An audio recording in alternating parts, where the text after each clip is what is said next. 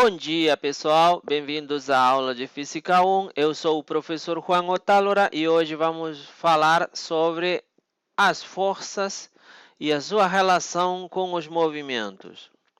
Já estudamos os movimentos, velocidades, aceleração. Agora estudaremos o que causa a aceleração dos objetos. A causa é sempre uma força.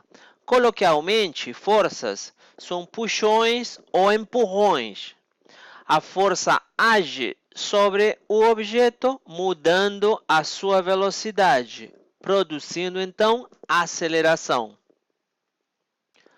A relação entre uma força e a aceleração produzida por ela foi descoberta por Isaac Newton e enunciada pelas três leis básicas do movimento, conhecidas também como leis de Newton. Essas leis são empíricas, quer dizer que elas não podem ser deduzidas através de uma teoria mais geral. Elas se baseiam na experiência. A mecânica newtoniana, ela é válida para quase todos os fenômenos do dia a dia. Mas, para velocidades muito altas, se usa a mecânica relativística. E para dimensões muito pequenas, se usa a mecânica quântica. Então, vamos conhecer a primeira dessas três leis básicas do movimento. A primeira lei de Newton, tá? Que diz o seguinte: todo corpo permanece no seu estado de repouso ou movimento retilíneo uniforme, a menos que seja obrigado a mudá-lo pela ação de forças. Vamos lá, interpretação de texto. Todo corpo permanece no seu estado, né? Naquele estado que ele estava. Qual estado? Pode ser esse. De repouso, e aí botei um gráfico aí para entender melhor. Esse camarada está em estado de repouso, quer dizer, sua velocidade é igual a zero. Tá descansando aí, está quietinho. Ou movimento retilíneo uniforme. Temos outro corpo aí com velocidade constante, quer dizer, movimento retilíneo uniforme. A menos que seja obrigado a mudá-lo. Eles vão poder mudar de estado, né? E quem vai fazer mudar esses camaradas de estado? As forças, tá? Porque se a natureza faz isso, né? A natureza produz forças que fazem os objetos mudarem de estado. Qual estado aí temos? Temos um estado de repouso e um estado de velocidade de movimento retilíneo uniforme, né? Velocidade constante. Então, as forças, elas produzem mudança dessas velocidades, né? Dessas velocidades ou zero ou constante. Se não existe nenhuma força, se de alguma maneira, de maneira imaginária, a gente suprime a natureza, porque a natureza vai produzir forças em cima desses objetos, mas se de alguma maneira imaginária a gente suprime a natureza, esses corpos permanecem em esse estado indefinidamente, eles não mudam. Aquele que está descansando vai ficar em repouso e aquele que está com aquela velocidade aí, ele vai indefinidamente até o infinito com essa velocidade. Ele vai percorrer a galáxia tudo e não vai mudar sua velocidade, vai direto, tá? Mas a natureza, ela produz forças em cima dele e produz mudanças de velocidade, né? Se não existem essas forças, então os corpos permanecem. O primeiro permanece com velocidade zero a vida toda e o segundo permanece com velocidade constante a vida toda, tá? Isso está escrito aqui. Mas tem um termo aí, força resultante, que eu vou explicar daqui a pouquinho, tá? Então, se nenhuma força resultante atua sobre esses dois camaradas, sua velocidade não muda. O primeiro continua com velocidade zero e o segundo continua com velocidade constante. Não mudam as velocidades, isso quer dizer que eles não sofrem aceleração. Mas ainda ficou no ar esse termo resultante, tá? Vamos entender melhor isso. Eu tenho o corpo em repouso aí, novamente, e o corpo com movimento retilíneo uniforme. E, na verdade, a primeira lei de Newton é menos restritiva ainda, tá? Eu posso até ter forças, digamos, força 1, força 2, força 3, força 4 e assim até uma força N, agindo sobre o corpo em repouso. E a mesma coisa pode ser no corpo com movimento retilíneo uniforme. Então, o que acontece? Se existe uma força resultante que é igual à soma de todas essas forças e ela é zero, então o corpo não sofre aceleração. Então, o que importa não é uma força individualmente, é a resultante de todas as forças que agem em cima do corpo.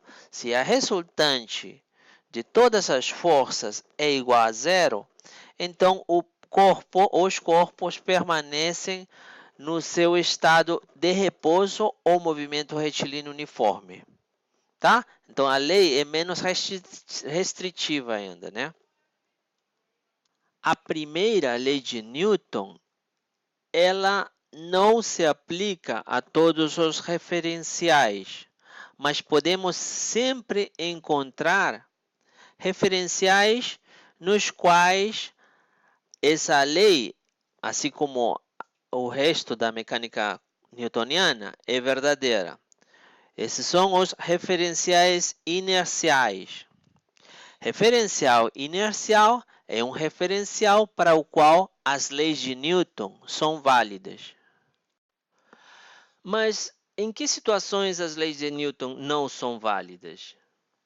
Vamos ver um exemplo no qual vamos utilizar um referencial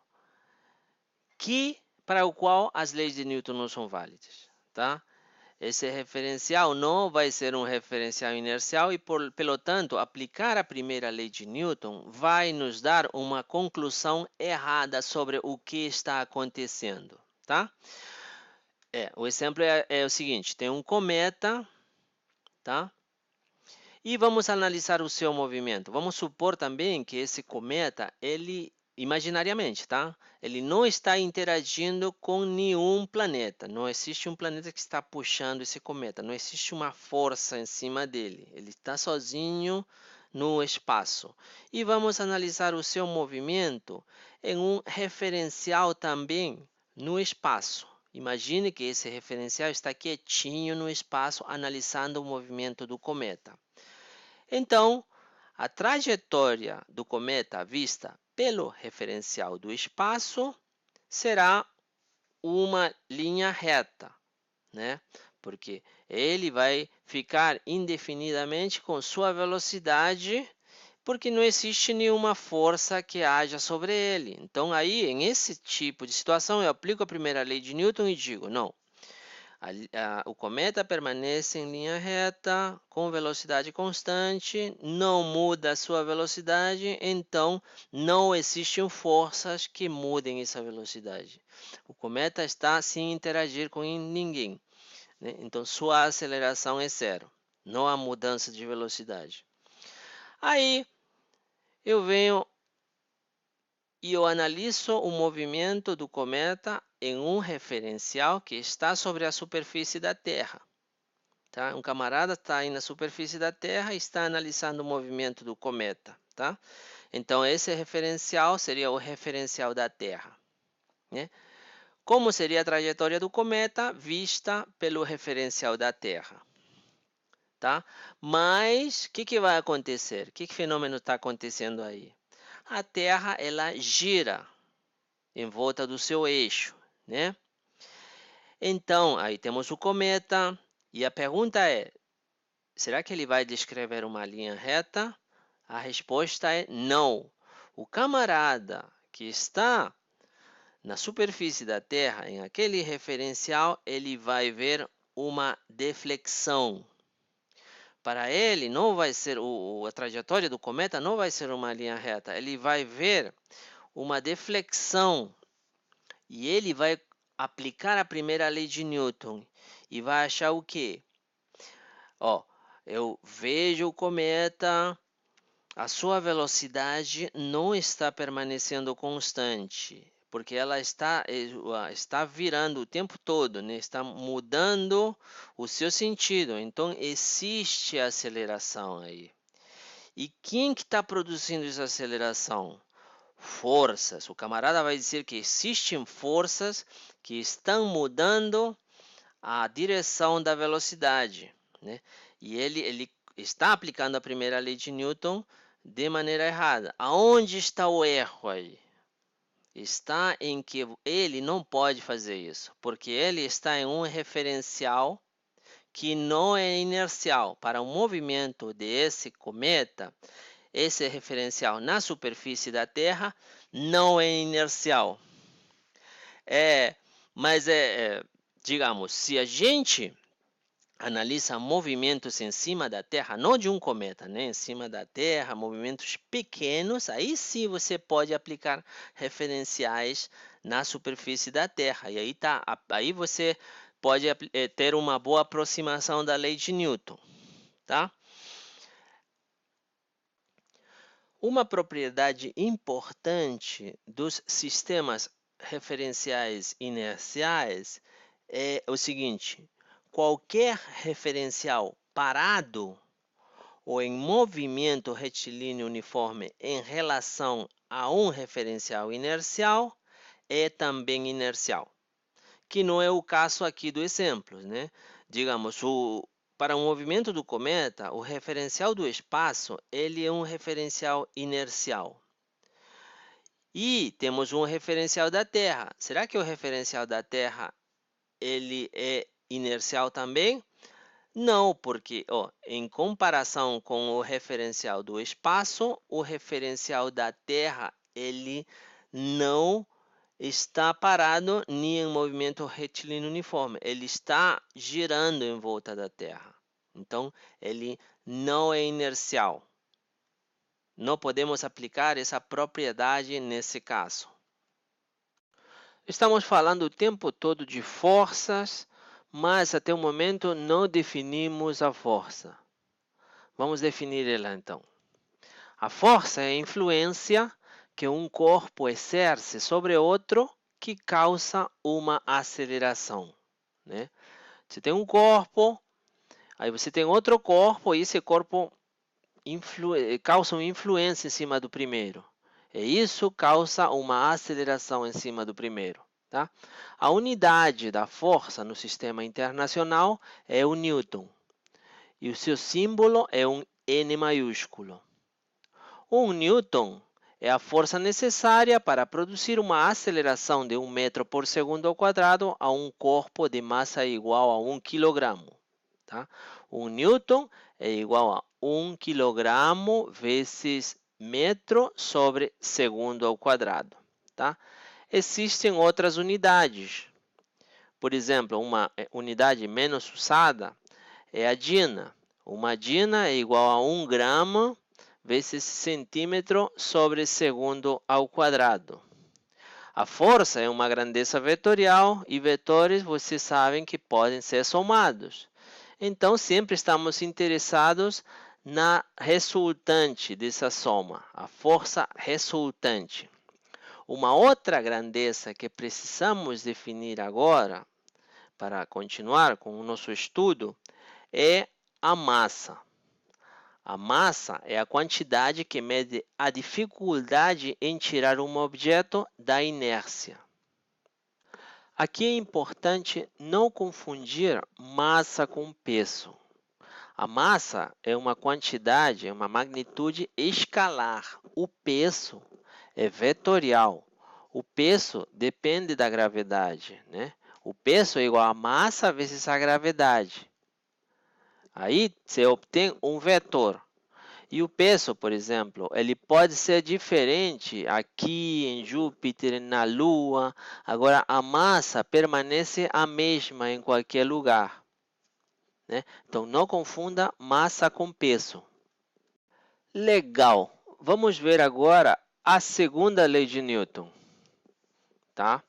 Ela diz o seguinte: a força resultante que age sobre um corpo é igual ao produto da massa do corpo pela sua aceleração. Eu acho que essa é uma maneira muito simplista de ver a segunda lei de Newton, tá? Eu vou explicar ela de outra maneira, mas vamos chegar à mesma coisa que está escrito aí, tá?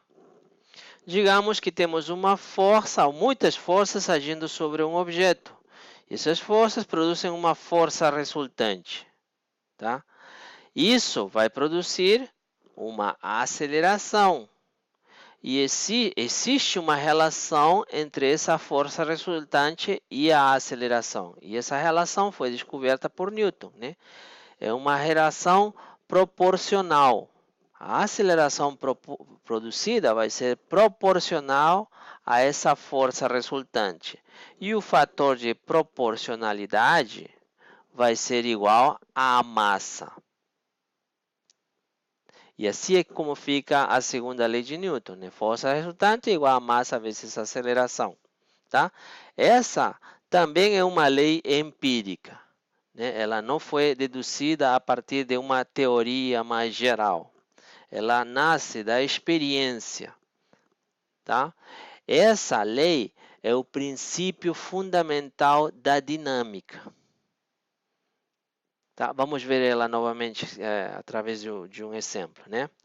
Temos uma massa qualquer, um corpo qualquer com uma massa m, e em ele estão agindo a força 1, a força 2, a força 3, força 4, força 5 e assim até uma força n. Tá?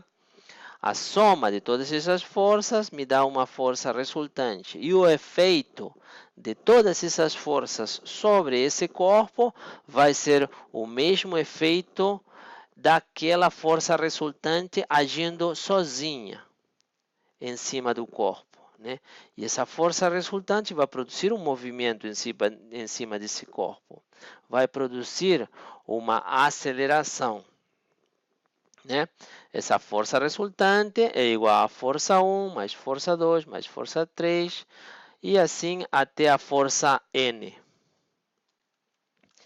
E segundo a segunda lei de Newton, essa força resultante é igual à massa vezes a aceleração produzida no objeto. Isso é válido para cada um dos eixos coordenados. Podemos separar o efeito e vamos ver que é independente em cada um dos eixos coordenados. No eixo x, por exemplo, a força resultante no eixo x ou a componente x da força resultante vai ser igual a massa vezes a aceleração no eixo x. Analogamente no eixo y e no eixo z. Tá? Então, se conhecemos todas as forças, podemos somar elas e encontrar a força resultante. A partir dessa força resultante, encontramos a aceleração. Com a aceleração, encontramos as diferentes velocidades e encontramos finalmente a posição do objeto ao longo do tempo. Então, na física clássica, o problema se resume a encontrar as forças que atuam em um corpo. E a terceira lei de Newton? Como seria? Ela diz o seguinte: quando dois corpos interagem, as forças que cada corpo exerce sobre o outro são sempre iguais em módulo e têm sentidos opostos. Essa lei também é conhecida como a lei da ação e reação. Vamos ver, entender melhor essa lei ao longo dos exemplos que vamos ver daqui a pouco, tá? Então eu não vou explicar mais a fundo essa lei porque a gente vai entender muito bem isso nos exemplos que vamos ver agora. Então vamos ver algumas forças especiais, tá? O primeiro exemplo vai ser a lei da gravitação universal, tá? Vamos ver através de um exemplo, tá? Suponha que você tem um corpo de massa m1 e um outro corpo de massa m2 e ambos estão separados uma distância r. Tá? A lei da gravitação universal diz que o corpo m2 ele atrai o corpo m1. ele atrai o corpo M1 com uma força, digamos, F, tá? Essa força F é uma força de atração, atração gravitacional, tá? Mas existe a terceira lei de Newton, que disse que a toda ação vamos ter para toda ação uma reação. Então, se o corpo M2 atrai o corpo M1 com uma força F, o corpo M1 também vai atrair o corpo M2 com uma força de igual magnitude e na mesma direção, mas de sentido oposto, né? Menos F.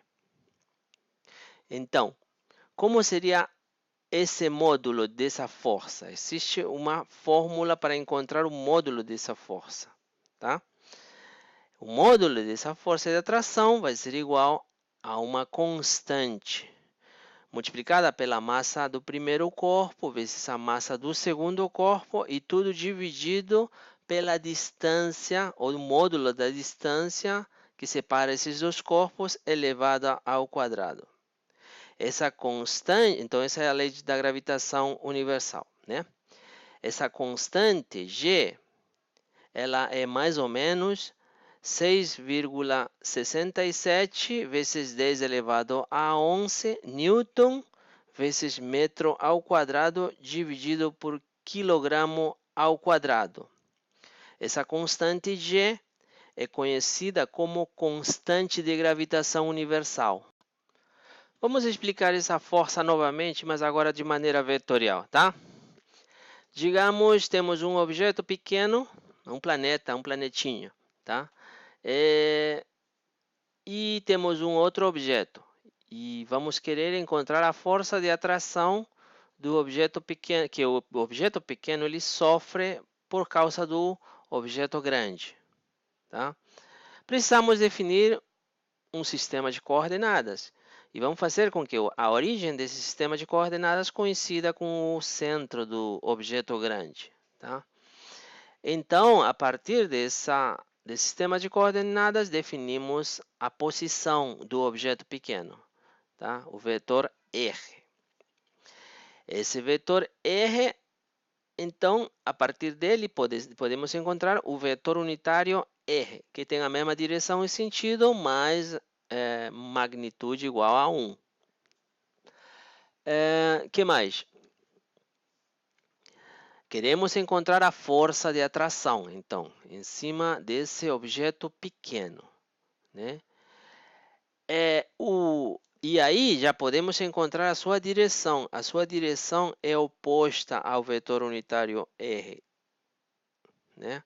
Então, o vetor F vai ser igual a um módulo que já conhecemos, já sabemos calcular o módulo, vezes a direção. E a direção é contrária ao vetor unitário R. Seria menos vetor unitário R, né? Então, essa força vai ser igual a menos, o menos vai para frente. O módulo é aquele da fórmula do quadro da esquerda, G vezes M1 vezes M2 sobre a distância ao quadrado, que seria o módulo do vetor posição R, né? Vezes o vetor unitário R. E essa é a fórmula, então, de maneira vetorial, para calcular a força de atração gravitacional em cima de um objeto, tá? Essa lei ela é válida para todos os corpos. Todos os corpos experimentam a lei da atração gravitacional, tá? A Terra com o Sol, a Terra com a Lua, entre as estrelas e a Terra com qualquer objeto que fique na superfície ou nas imediações da Terra, tá? Nesse caso, é mais conhecido o peso, né? Que calculamos o peso com a ajuda da gravidade, né? Que é o valor da gravidade na superfície da Terra. No caso dos planetas, por exemplo, do Sol em cima da Terra, essa força gravitacional ela vai fazer com que vai ser uma força centrípeta, né? Vai produzir uma aceleração centrípeta que vai fazer com que a velocidade da Terra ela desvie ao longo do tempo, né? Vai desviando. Em vez de mudar, acelerar, aumentar a velocidade ou diminuir a velocidade ela vai mudar de direção. E isso é produzido por uma aceleração chamada aceleração centrípeta. Vamos ver isso com calma na análise do movimento circular, não necessariamente uniforme. Tá? Legal. Na relação Terra-objeto, já conhecemos uma fórmula que nos dá a atração da Terra sobre os objetos, que é o peso dos objetos, né? Que é igual à massa do objeto vezes a aceleração da gravidade. Mas podemos encontrar essa relação com a lei da gravitação universal. É isso que vamos fazer agora. Vamos aplicar a lei da gravitação universal e a partir dela vamos encontrar que a atração da Terra sobre os objetos é igual ao peso dos objetos, tá? Então, peso na Terra. Digamos que temos a Terra, eu desenhei a curvatura dela de propósito. Temos um objeto de massa m0 e queremos encontrar o peso. O módulo do peso está dado pela expressão da lei da gravitação universal, que está no quadro da esquerda. Seria igual a constante de gravitação universal vezes a massa da Terra vezes a massa do objeto dividido pelo r ao quadrado. Tá? Conhecemos a constante de gravitação universal, conhecemos a massa da Terra também. É muito grande, é 6 vezes 10 a 24 quilogramos. Tá? Conhecemos a massa do objeto e faltaria encontrar então esse r ao quadrado, né? Será que esse r é igual a h? A resposta é não. Por quê? Digamos, temos a Terra, ela tem um raio da Terra, que é muito grande. Temos o objeto localizado a uma altura h da Terra. O que acontece? Para poder aplicar a lei da gravitação universal, precisamos definir um ponto que concentre a massa do objeto em esse ponto. E para o caso da Terra, né, o ponto que concentraria a massa da Terra seria o centro de gravidade da Terra. Seria o centro da Terra. Então, a distância a ser considerada seria entre o centro da Terra e a posição do objeto. E isso é igual a r raio da Terra mais a altura do objeto. E não simplesmente a altura do objeto. Tá? Mas o que acontece?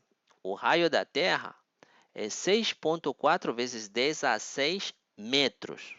É uma quantidade muito grande, é muito alto. Então, ela é muito grande comparado com o H, que pode ser 10 metros, 100 metros. Em uma altura, o raio da Terra é extremamente maior que essa altura H. Então, uma boa aproximação é considerar que raio da Terra mais H é simplesmente o raio da Terra. E é isso que vamos considerar agora. Então, agora vamos aplicar a fórmula. Tá? O módulo do peso de qualquer objeto, então, vai ser igual a constante de gravitação universal vezes a massa da Terra vezes a massa do objeto dividida por r elevado ao quadrado. A constante de gravitação universal, eu coloco o módulo dela em branco e as unidades em azul. Tá?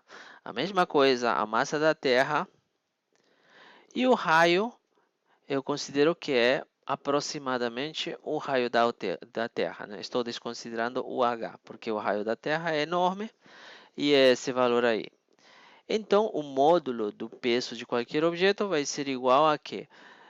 Só temos valores conhecidos aí. A única coisa desconhecida seria a massa do objeto, né? Então, colocamos a massa do objeto e multiplicamos toda a parte branca.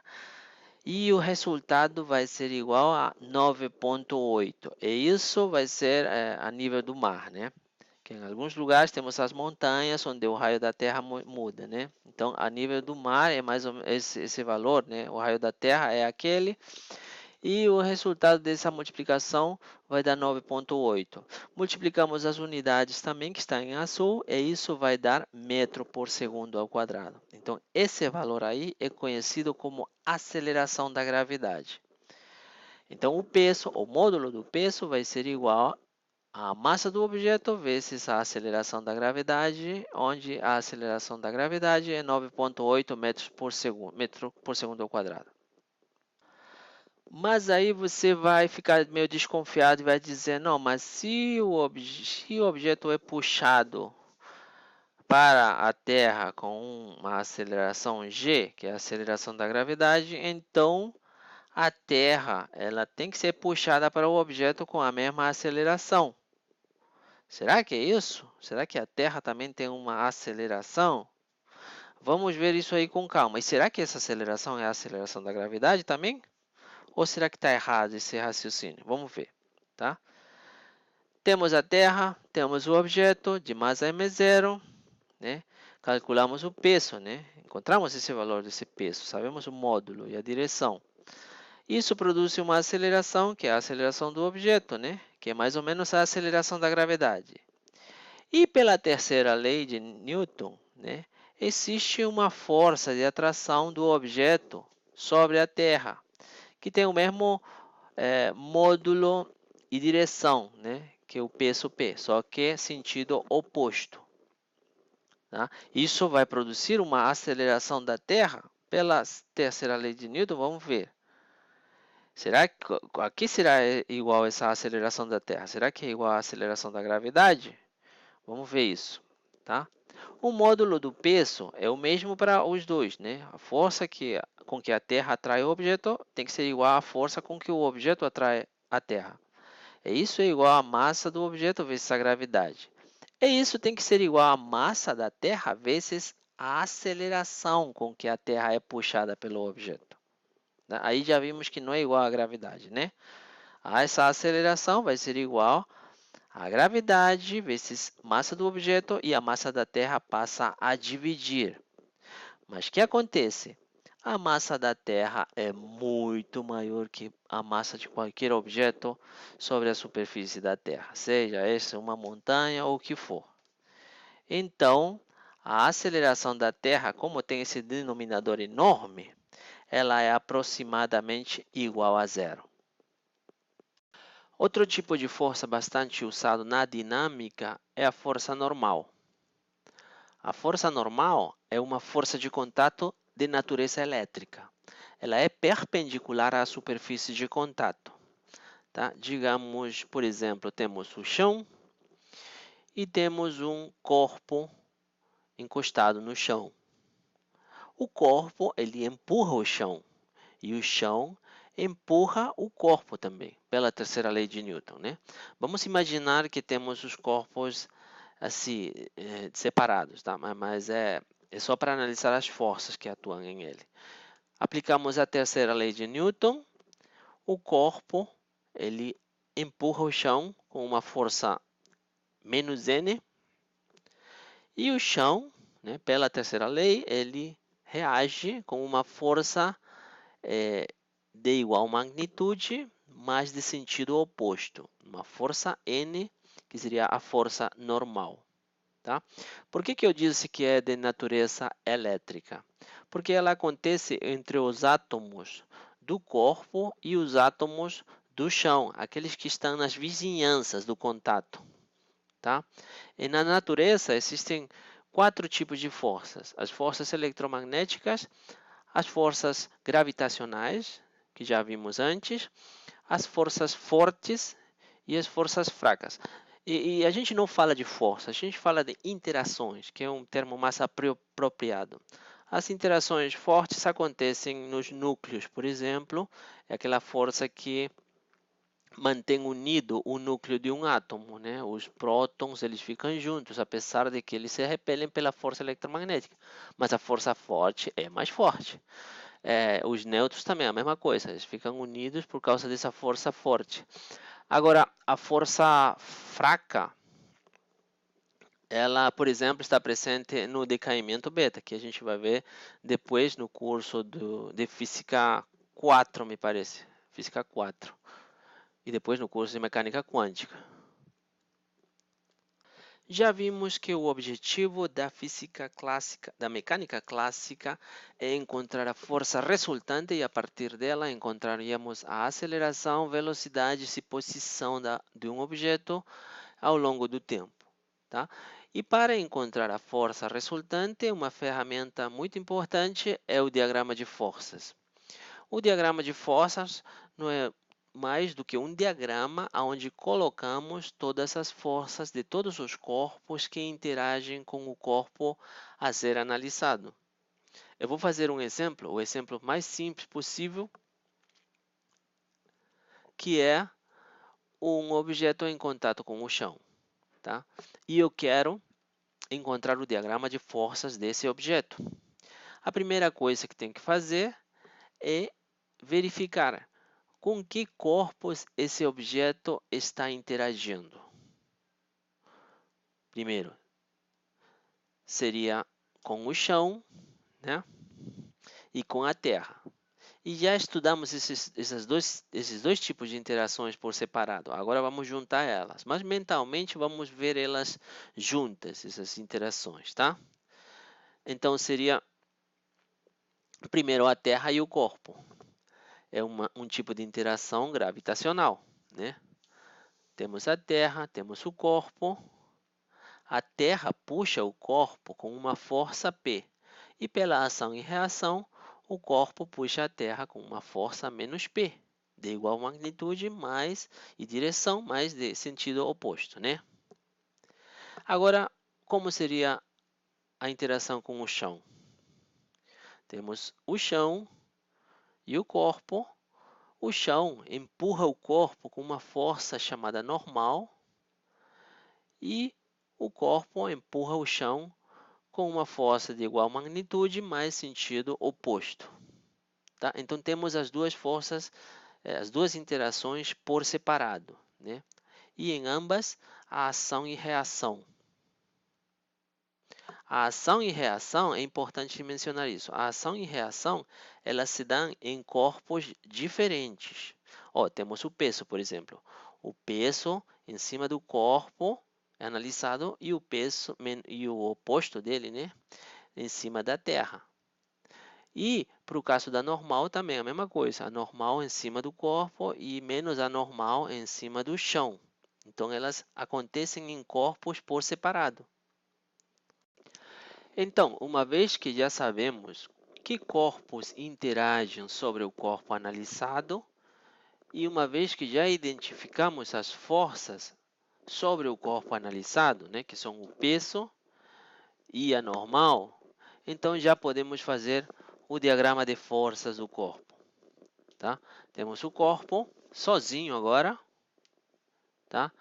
E ele interage com a Terra e a força sobre ele é o peso, né, que está dirigido para baixo. Ele também interage com o chão e a força sobre ele é a normal, que é para cima. Tá? É importante destacar aqui que a normal não é a reação do peso. Tá? Não é a reação do peso. Até porque eles são de natureza diferente. Né? A normal tem natureza eletromagnética e o peso tem natureza gravitacional. Tá?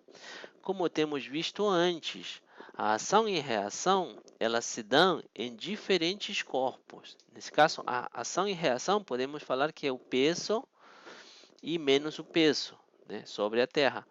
E ação e reação, no caso da normal, seria anormal e menos anormal. Elas se dão em corpos diferentes. Pode parecer bobo eu estar repetindo isso várias vezes, mas esse é um dos motivos pelos quais os alunos erram muito, tá? Por isso que eu estou insistindo em repetir isso. Um outro exemplo um pouco menos simples é o caso de um plano inclinado e um objeto em cima dele, objeto de massa m, e para facilitar a análise, vamos considerar que a superfície é lisa do plano inclinado, tá?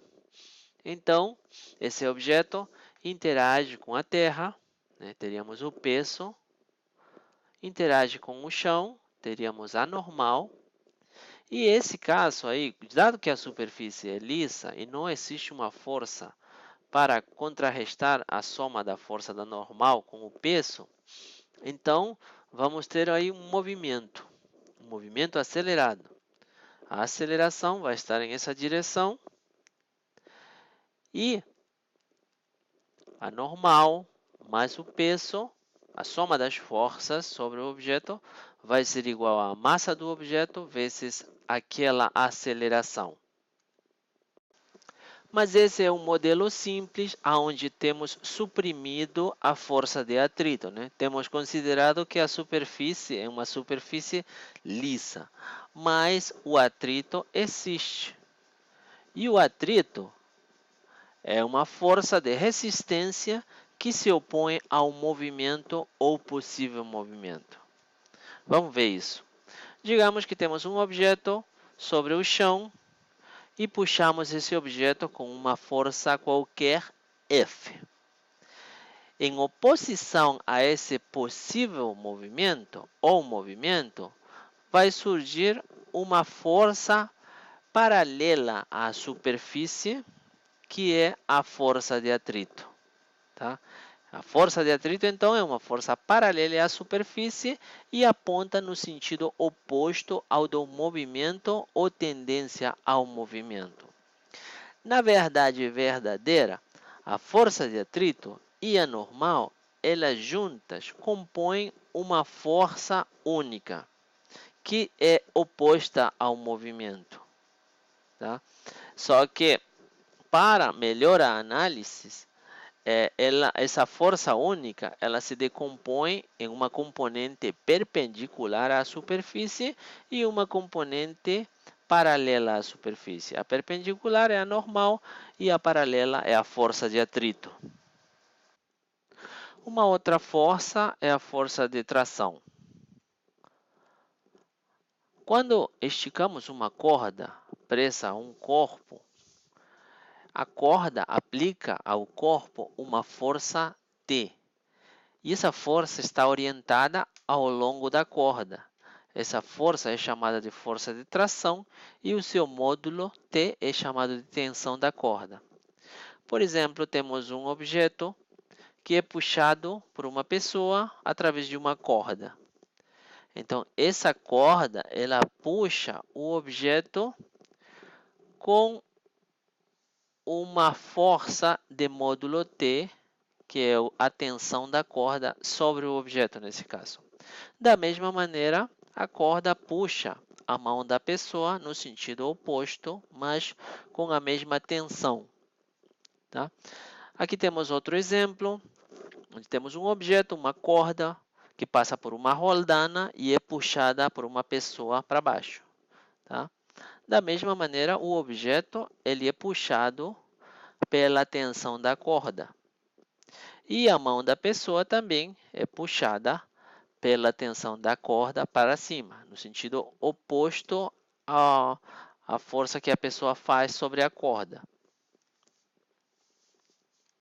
Antes de passar aos exercícios, vamos ver a última força, que corresponde a forças elásticas da lei de Hooke. Tá?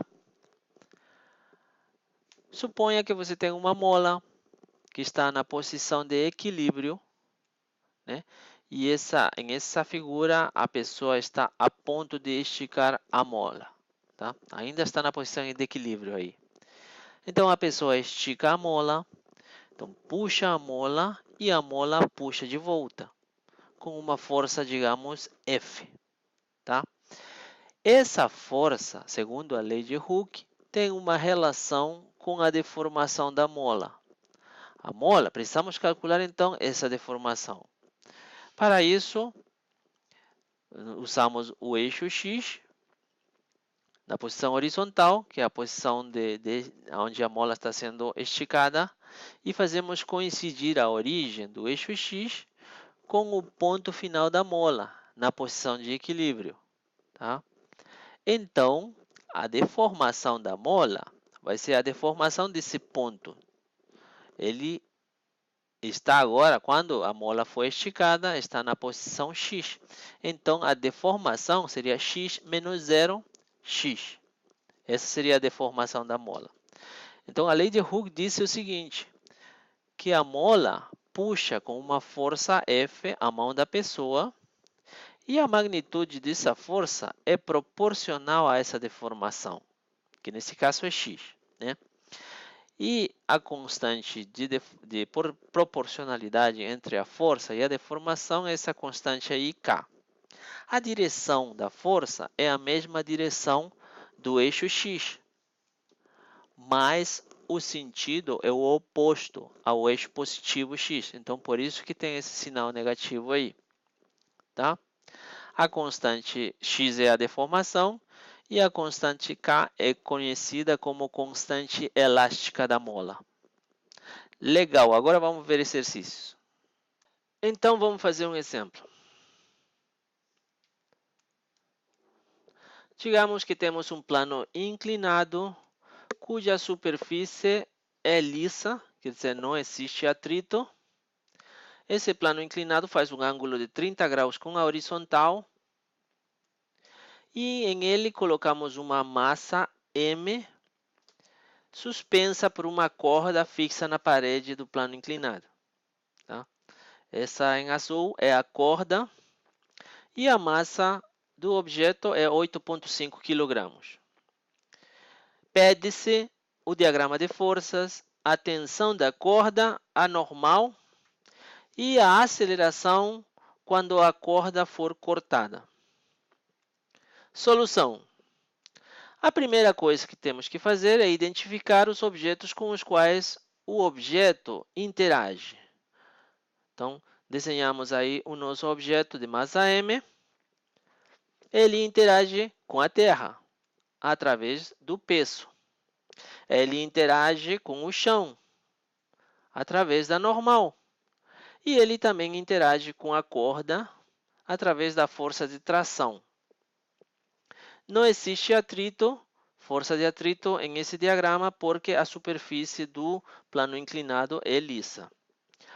Então, vamos fazer uma decomposição de forças do peso para poder facilitar os cálculos, tá? Então, temos aí novamente o diagrama de forças. Identificamos o eixo X, o eixo Y e esse ângulo entre o peso e o semi-eixo negativo do eixo Y é 30 graus, né? Pois o plano inclinado é 30 graus. Você pode demonstrar isso com a geometria básica. Então, a componente no eixo X do peso vai ser igual, o módulo seria P vezes seno de θ. Tem uma direção I, né, porque está no eixo X. E o sinal negativo, porque ela se opõe ao semi-eixo positivo do eixo X. Tá? Para o caso do eixo Y, P, o módulo de P do peso, da componente Y do peso, é P vezes cosseno de θ. Na direção J, negativo porque está oposto ao semi-eixo positivo do eixo Y. Antes de cortar a corda, o bloco encontra-se parado, não existe aceleração, estamos em uma condição de equilíbrio. Então, a somatória das forças que agem sobre o objeto é igual a zero. Quer dizer que a normal, mais a tração da corda, mais o peso do objeto é igual a zero. A normal, ela tem o seu módulo, que aponta na direção J positivo. A tração da corda tem o seu módulo, que é a tensão, e ela aponta na direção I positivo também. O peso, já decompomos ele, tem duas componentes, né? Na direção I e na direção J. Menos P seno de θ na direção I, menos P cosseno de θ na direção J. Então, a soma de todos esses vetores, já explicitados nas suas componentes, tem que ser igual a zero.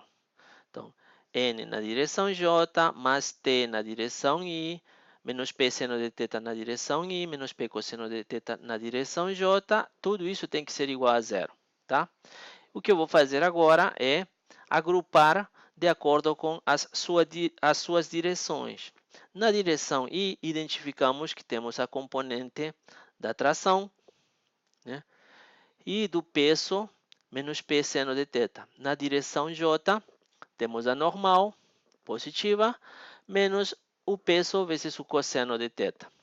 Então, para que todo esse vetor resultante seja igual a zero, a componente no eixo x tem que ser igual a zero. E a componente no eixo y também tem que ser igual a zero. Para que a componente no eixo x seja igual a zero, t menos p seno de θ seja igual a zero, então t tem que ser igual a p seno de θ, né? Então, a tensão da corda vai ser igual a massa vezes gravidade, que é o peso, vezes o seno de θ. Analogamente, para o eixo vertical, né, para que a componente seja igual a zero, a normal, o módulo da normal tem que ser igual a p cosseno de θ. Ou a mesma coisa, normal é igual a massa vezes gravidade vezes o cosseno de θ. Então, vamos calcular primeiro a tensão da corda, tá? Porque já conhecemos todos os valores da massa, gravidade e o seno de θ. Então, a tensão da corda vai ser igual a essa fórmula aí, né? A massa é 8,5 kg, a gravidade podemos considerar ela como 10 metros por segundo ao quadrado, vezes o seno de 30 graus. O seno de 30 graus é 1/2. E isso vai dar 42,5 newtons. Então, a tensão da corda é 42,5 newtons. Então, já respondemos a questão A, encontramos o diagrama de forças. A questão B, a tensão da corda. Agora, vamos calcular a normal, a questão C. Tá? A normal, para calcular a normal, precisamos aplicar essa fórmula aí. Conhecemos os valores da massa, da gravidade e do cosseno de θ, que é cosseno de 30 graus. Né? A massa do objeto é 8,5 kg, a gravidade é 10 metros por segundo ao quadrado, o cosseno de 30 graus é raiz de 3 sobre 2. Fazendo as contas, encontramos 74 newtons. Então, a normal é 74 newtons. Legal, já respondimos a questão C, então. A questão D, qual é a aceleração se a corda é cortada? Quando a corda é cortada, então a tração não existe mais. Ela vira zero. Tá? Se não existe a tração, então o objeto vai se deslizar para o lado esquerdo, né? Vai existir a aceleração.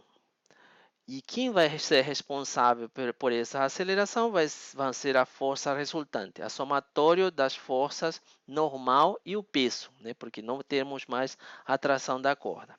Então, como seria?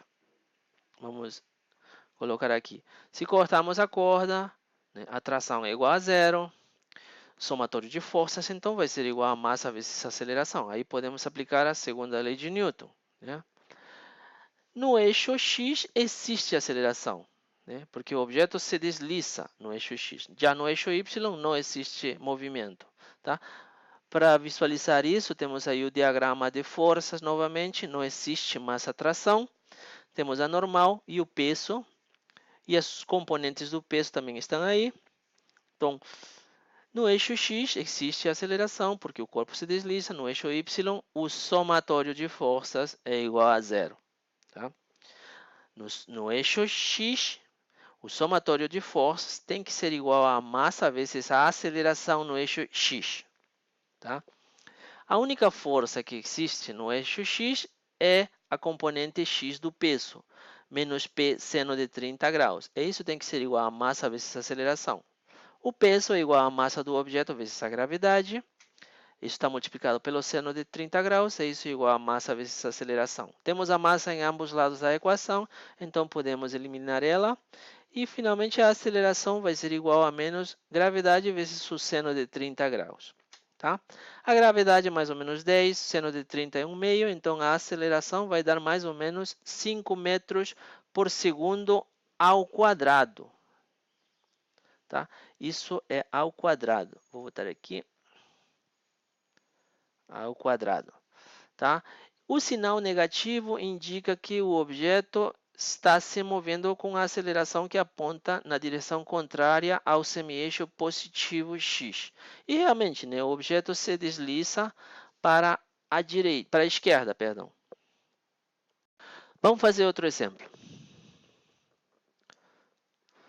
Temos uma superfície lisa, sem atrito, e em ela colocamos dois objetos. O objeto de massa MA e um objeto de massa MV. Ambos estão coladinhos, tá? Aplicamos uma força ao objeto de massa MA pelo lado esquerdo e apontando para o lado direito.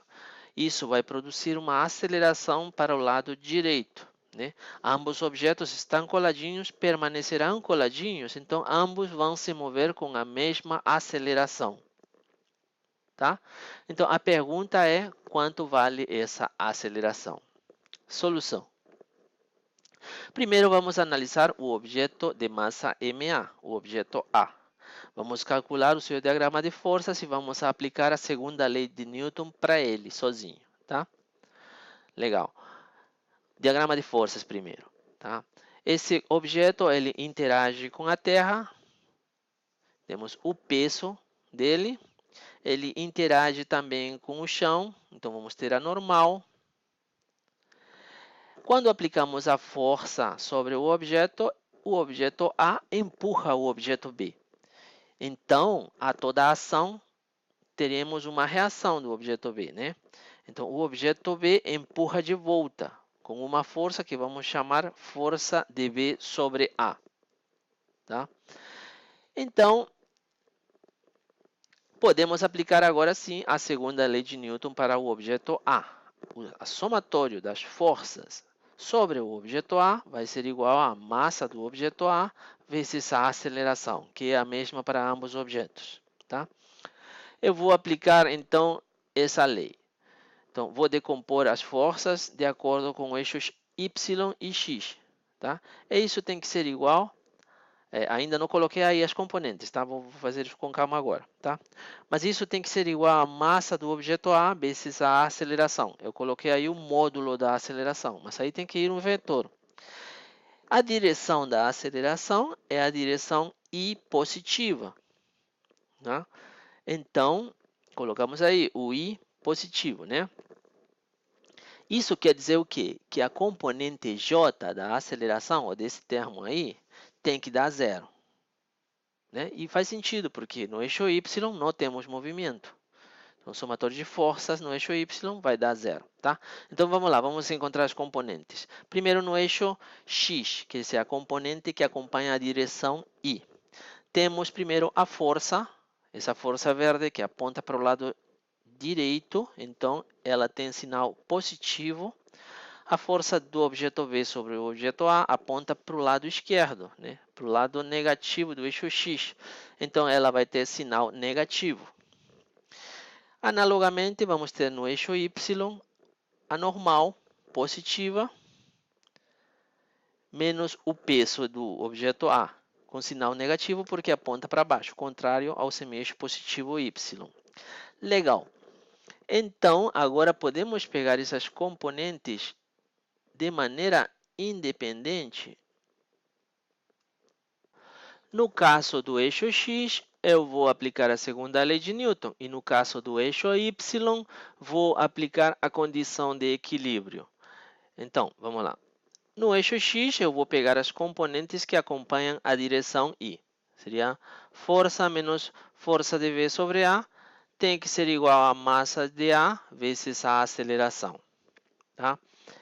Essa equação aí não posso encontrar ainda a aceleração. Por quê? Porque são incógnitas a aceleração e a força de V sobre A. Tenho duas incógnitas e uma só equação. Né? Conheço a força e conheço a massa de A. Então, preciso de outra equação. E isso vou obtê-lo a partir do diagrama de forças do bloco B. Tá? Então, essa equação aí, por enquanto, eu vou guardá-la. Eu vou chamar ela de equação número 1. O que acontece no eixo Y? No eixo Y temos a normal menos o peso de A. E isso tem que ser igual a zero, né? Condição de equilíbrio. Legal. Agora eu vou analisar o bloco B. Tá? Vou encontrar o diagrama de forças dele. Temos o bloco B, definimos o eixo X, o eixo Y. O corpo B interage com a Terra, então temos o peso do corpo B. A normal, né, que é o chão interagindo com o corpo B, apontando para cima, essa normal do bloco B.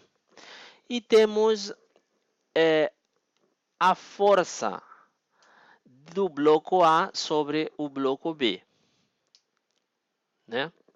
Que seria a reação da força do bloco B sobre o bloco A. E essa, como é uma reação, é igual a menos força de B sobre A. Tá? Legal, agora podemos aplicar a segunda lei de Newton no eixo X e no eixo Y, a condição de equilíbrio, né? Então, somatória de forças sobre o bloco B vai ser igual a massa do bloco B vezes a aceleração, que é a mesma daquela do bloco A. Tá? Eu vou agrupar as forças de acordo com a sua direção. Isso tem que ser igual, ainda não coloquei as componentes, né? Isso tem que ser igual à massa do bloco B vezes a aceleração. E essa aceleração aponta na direção I, ao igual que no bloco A. Tá? Então, a direção I, a direção X, a única força que temos aí é a força de B sobre A. Essa força de B sobre A, ela está apontando para a direita, para o eixo positivo do eixo X, né? Então, ela é positiva, força de B sobre A. Tá? No caso do diagrama de forças do bloco A, observe que a gente colocou ela com sinal negativo, né? Agora, como é a reação dela, estamos colocando com sinal positivo, tá? No eixo Y, temos a normal do bloco B menos o peso, né? Pois ele aponta para baixo. Então, temos essa outra equação. Vamos ver o que acontece na direção I primeiro.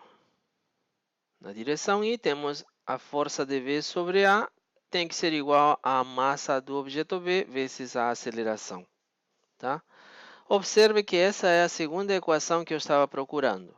Eu vou chamar ela de 2. Porque aí, ó, é igual que a equação 1, as incógnitas são força de V sobre A e a aceleração. Então, eu tenho agora duas equações com duas incógnitas. Eu posso encontrar o valor da aceleração a partir dessas duas equações. No eixo Y, o que acontece? Tem que ser igual a zero, né? Então, a normal do bloco B tem que ser igual ao peso do bloco B. Tá? Então, vamos substituir a equação 2 na equação 1 para calcular a aceleração. Na equação 2, temos força de V sobre A é igual a massa de V vezes a aceleração. Vamos substituir isso na equação 1. Então, na equação 1, vamos ter força menos força de V sobre A. Mas força de V sobre A é massa de V vezes a aceleração. Né? Isso tem que ser igual a massa de A vezes a aceleração. Então, a força vai ser igual, eu vou passar o massa de V vezes a aceleração para o outro lado.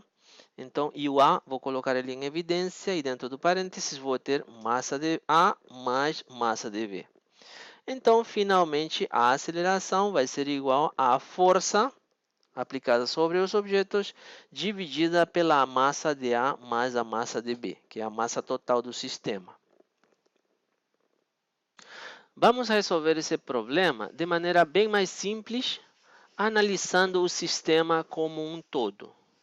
Quer dizer, em vez de termos um bloco A e um bloco B e fazer um diagrama de forças para ambos, vamos considerar eles como um bloco só, cuja massa seria a massa de A mais a massa de B. Em esse bloco, temos então uma força aplicada e ela vai produzir uma aceleração. Tá? O módulo dessa força é igual à massa total vezes a aceleração. Então, daqui posso encontrar que a aceleração é igual à força dividida pela massa total do sistema, massa de A mais massa de V. Tá? Esse método foi extremamente mais simples que o primeiro, né? Qual foi a diferença entre ambos? É que no primeiro método, a gente decompôs o sistema em dois pequenos sistemas, o bloco A e o sistema do bloco B. Tá? E em ambos sistemas tem forças internas que se repetem. No caso, foi a força de V sobre A e a força de A sobre B. Essas forças internas, né, forças de ação e reação, elas se suprimem ao serem somadas, né? Então, essa foi a diferença, né? Quando analisamos o sistema como um todo, força de A sobre B e força de B sobre A são forças internas ao sistema que, ao serem somadas, elas se suprimem, né? Não precisávamos de fazer dois sistemas de equações, né? Como vimos em essa solução, com apenas um sistema de equações resolvimos o problema, né? No primeiro caso, apareceram forças internas por causa dessa divisão do problema.